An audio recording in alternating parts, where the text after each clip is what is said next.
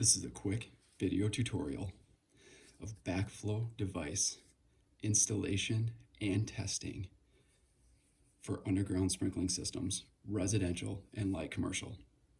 Now we are located in Michigan and furthermore in the municipality of Grand Rapids, Michigan. Every irrigation system is required to have a backflow device. The two most common types are PVB or pressure vacuum breaker and RPZ, reduced pressure zone assembly valve. The most common in terms of residential and light commercial is going to be the pressure vacuum breaker. The pressure vacuum breaker is required to be installed by a master plumber. A permit is required to be pulled when the installation happens. The device must be in line with the piping and must be mounted 6 inches above the highest head from the center line of the backflow device. The PVB prevents back siphonage. Back siphonage is where the pressure in the water supply is reduced below the pressure in the irrigation system.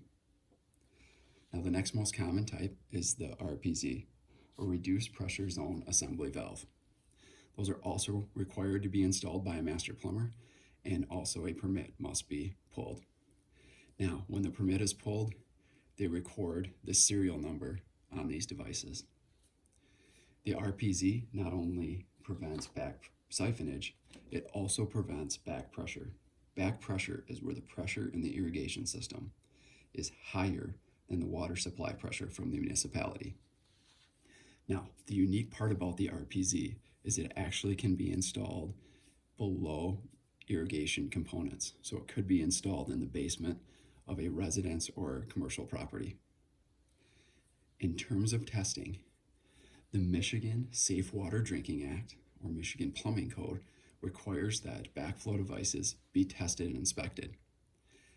Now, it is the municipality's job to put in place a cross-connection control program. What that means is their job is to not only keep the serial numbers of these backflow devices, but also make sure that they're getting tested and inspected for the greater good of everybody that drinks from the municipal water supply. In Grand Rapids, Michigan, their cross-connection control program currently says every residential application must be tested and inspected every 5 years. Every commercial application must be tested and inspected every 2 years. If it is a high hazard situation, high hazard typically is going to have an RPZ and a property that gives water to the general public. In that case, they are required to be tested and inspected every year. When they are going to be tested and inspected, it must be done by a licensed ASSE certified individual. ASSE stands for American Society of Sanitary Engineering. If you have questions in regards to backflow installation or testing, I encourage you to contact your local municipality and find out more about their cross-connection control program. Thank you for watching.